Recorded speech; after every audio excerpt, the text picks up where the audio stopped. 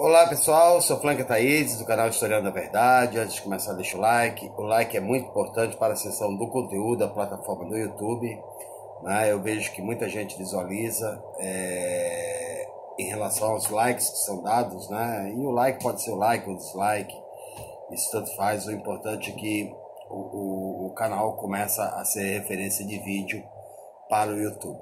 Tá? Vamos continuar falando das consequências em relação as declarações do presidente Jair Bolsonaro, inclusive, né, as recentes declarações que ele não deve ir a Davos, né, por questões de segurança. Embora ele use esse argumento de questões de segurança, é bom também a gente guardar esses argumentos, porque se ele, presidente da República, acha que não está seguro, imagine o povo brasileiro depois das declarações e da persistência dele, né, em ficar questionando o general iraniano, né? Diga-se de passagem, não foi só um general iraniano, foi o general iraquiano que também morreu nesse bombardeio terrorista dos Estados Unidos. Se ele não se acha seguro, imagine o brasileiro no resto do mundo. Tá? Então, o brasileiro que outrora, quando andava com a camisa da CBF, era parado no mundo inteiro, o brasileiro que sempre foi um povo cordial e sempre foi bem recebido no mundo inteiro, começa, né, a mudar a imagem, né, devido à própria imagem do governo brasileiro. Vale lembrar que o Brasil participou de obras, né, das grandes empreiteiras que a Lava Jato destruiu, a Odebrecht, a Camargo Corrêa, participou de grandes obras do Irã. E o brasileiro sempre foi bem respeitado, né? Eu conheço pessoas amigos meus, que falam de pessoas que no Irã, quando trabalharam no Irã em plataformas, em construção civil, né, com a camisa do Brasil, os iranianos vinham tirar foto, porque admiravam o Brasil, e a imagem começa a mudar, né? A partir do momento que um embaixador é chamado a dar explicações, o embaixador brasileiro no Irã é chamado para dar explicações, é porque as relações diplomáticas estão estremecidas, não é? O Irã pode muito bem a qualquer momento impor sanções comerciais ao Brasil, e aí o Brasil perde um saldo, um superávit primário, né, na balança comercial de 2 bilhões de dólares, em média, que o Irã dá por ano. Enquanto os Estados Unidos, nos últimos 10 anos, nos deu um déficit na balança comercial de 90 bilhões de dólares. Né? Então é mais importante você se atrelar ao lado que está te dando prejuízo do que o lado que não está. É muito bom a gente se informar, pesquisar, ir atrás de fontes, escutar professores de relações internacionais, diplomatas, né, como Celso Amorim, que já foi considerado o diplomata mais importante do mundo, né, na era Lula. Por quê? Porque você, em muitas questões, você é leigo. Eu confesso que conheço muito da parte histórica, né, da história da humanidade, até porque é minha profissão, não é? Mas em relações comerciais a gente tem que se informar para evitar de falar o que não sabe, ou o que não deve, ou o que não é propício. Tá? Relações comerciais afetam, né? Eu já falei na live anterior, né, que essa questão do posicionamento, né, vassalo, servil, lambe-botas do Brasil em relação aos Estados Unidos, isso pode trazer prejuízos econômicos, comerciais, diplomáticos, e até colocar o Brasil no mapa do terrorismo internacional. Por quê? Imagine você, né, qual seria a reação do povo brasileiro se um drone, né, iraniano ou norte-americano viesse e acertasse aqui dentro de um aeroporto de São Paulo um governador de estado, não é? Qual seria a visão do brasileiro em relação ao povo árabe, já que se já tem uma parte da população brasileira tem uma visão tão tosca em relação à cultura árabe. Vale lembrar, né, que esse general ele vem lutando desde a invasão dos Estados Unidos, e aí eu gravei um vídeo aqui falando sobre os banqueiros do petróleo. tá? São os banqueiros do petróleo que determinam qual o país a ser atacado em um momento da história, né? Foi assim no Vietnã, na luta contra o comunismo, né? Mas só que aqui nos Estados Unidos, nos Estados Unidos eles enfrentavam, né, a segregação racial, assassinato de Martin Luther King e outros líderes dos movimentos de direitos civis, né? Mas queria levar a democracia para o povo do Vietnã. Mataram 2.500.000 pessoas, 2 milhões de civis, né, na guerra, e mais 500 mil vítimas do agente laranja, né, uma arma de destruição em massa. Eles participaram, né, do linchamento de Muammar Gaddafi e deixaram a Líbia no estado de calamidade. Eles entraram na Síria, só que eles perderam a guerra na Síria. Por quê? Porque do outro lado teve apoio chinês, apoio iraniano e apoio da Rússia. E o regime de Bashar al-Assad permaneceu. O general Soleimani foi um dos responsáveis pelo combate, né, junto com os Estados Unidos, ao Estado Islâmico que os Estados Unidos criou. Por quê? Porque ao derrubar o Saddam Hussein para privatizar o petróleo do Iraque, usando a desculpa em 2003 de armas de destruição de massa, que nunca foi encontrado, né, deixou o Iraque num estado calamitoso. E olha que os Estados Unidos usaram, né, o Saddam Hussein na guerra contra o Irã e Iraque, que foi de 80 a 88. Tá? O Saddam Hussein foi usado depois da Revolução Islâmica do Ayatollah Khomeini, causada pelos Estados Unidos, quando colocou o Shah Reza Pahlavi, nos anos 50, uma ditadura sanguinária, né, entreguista do petróleo iraniano. Né? Então tudo tem a ver com o petróleo. E por que matar o Soleimani?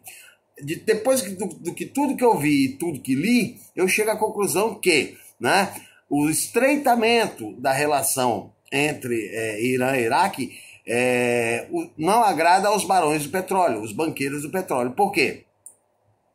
O Saddam Hussein era sunita, o Estado Islâmico que foi combatido era sunita. Então foi um esforço conjunto entre Irã e Iraque, e inclusive esforço também dos Estados Unidos. Mas o estreitamento houve. Por quê? Porque a maioria iraquiana é xiita, era controlada por um governo sunita ditador do Saddam Hussein, né? Assim como a maioria dos iranianos são xiitas e por questão religiosa eles se aproximam. Não é? E isso não é importante para os Estados Unidos, aliás, é perigoso para os Estados Unidos, porque eles gastaram trilhões numa guerra para tomar conta do petróleo do Iraque e que provavelmente eles podem perder esse controle a qualquer momento, tanto que o parlamento iraquiano determinou que o exército saia, né, o exército de ocupação dos Estados Unidos saia do Iraque, e os Estados Unidos está declarando, né, Trump diz que sai, mas o Pentágono diz que não sai, né? Quer dizer, o Trump não manda nada, né? E o posicionamento do Brasil coloca o Brasil sim no mapa do terrorismo. Por quê? Agora, em fevereiro, o Brasil vai sediar um encontro de países que combatem o terrorismo. Quais são os países? A Arábia Saudita, que é um país da onde saiu Osama Bin Laden, que também foi criado pela CIA, um Mujahideen, criado pela CIA para combater a União Soviética no Afeganistão. Abandonaram Osama Bin Laden e se rebelou contra os Estados Unidos. A Arábia Saudita patrocina terrorismo. Né? Emirados Árabes, também. Né? Israel, também. Né? E o Brasil e os Estados Unidos, dentro do território brasileiro. Isso, obviamente, vai desagradar o mundo muçulmano. Né? É claro, porque o Brasil está se alinhando e o Brasil tem uma tradição diplomática de décadas, né? de mais de 100 anos, de não se posicionar, né, em conflitos regionais. O Brasil sempre foi neutro. Né? O único conflito que o Brasil se posicionou sempre e defendeu é a criação do Estado palestino e o reconhecimento dos palestinos como uma nação, um país. Né? Mas as questões de embargos econômicos, o Brasil sempre foi contrário.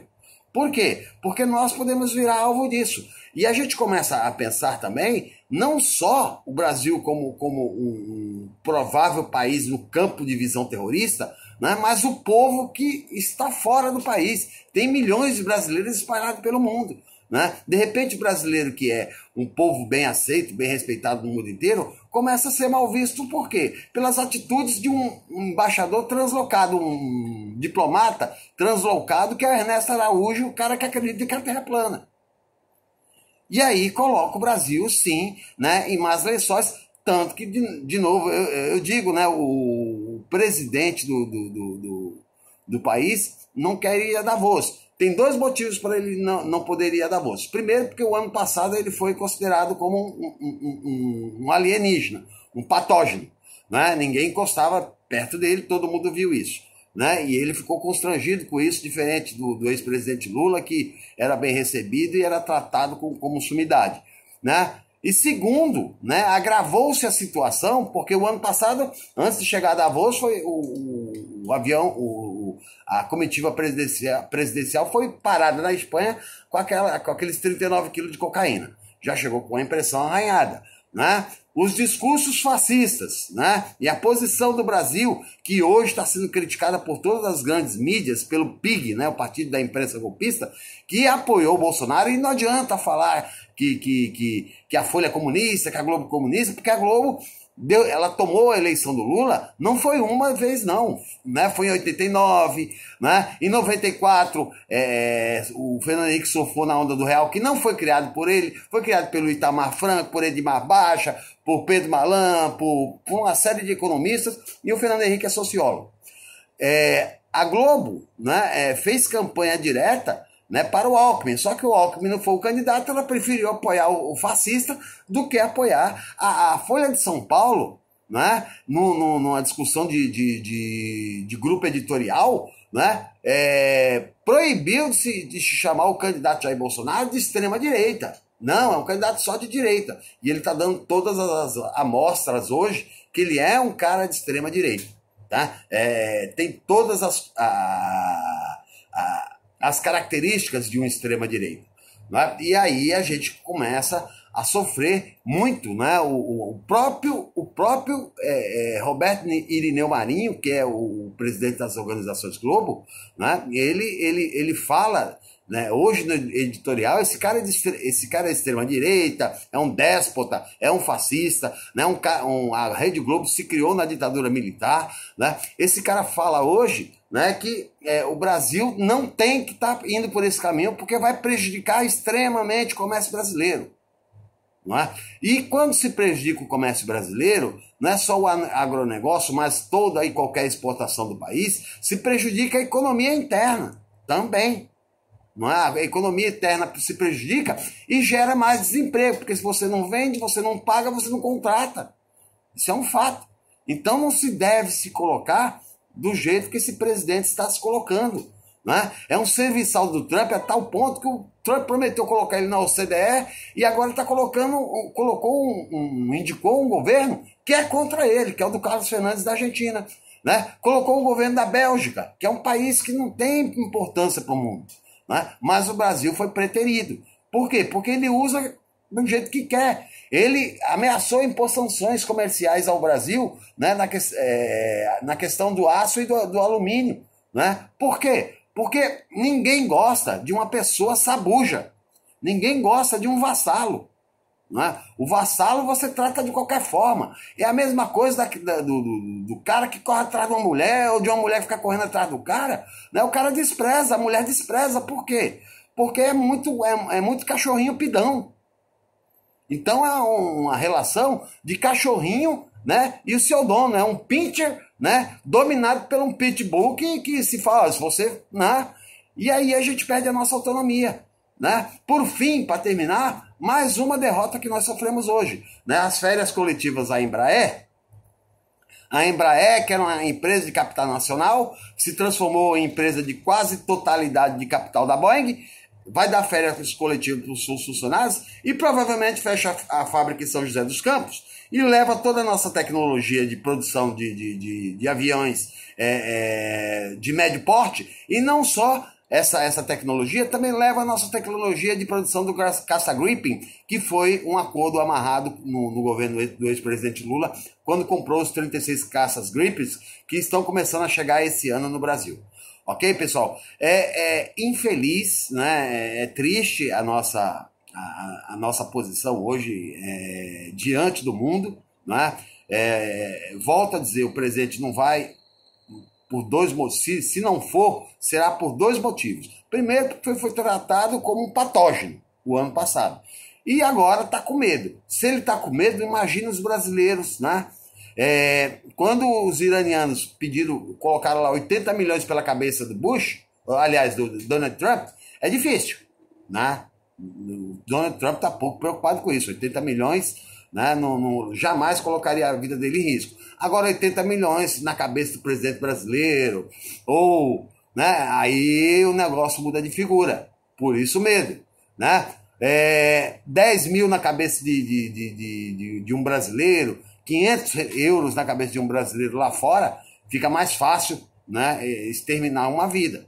Tá? Então a gente, de um país que era recebido, brasileiro que era recebido tão bem no mundo todo, a imagem começa a virar. Né? Veja o que fez na França. Na França, enquanto os koalas estavam quase sendo queimados lá por questões climáticas, né, e pela irresponsabilidade também do primeiro-ministro australiano, o Brasil estava tirando isso. Aí, Macron, não vai falar mal da Austrália?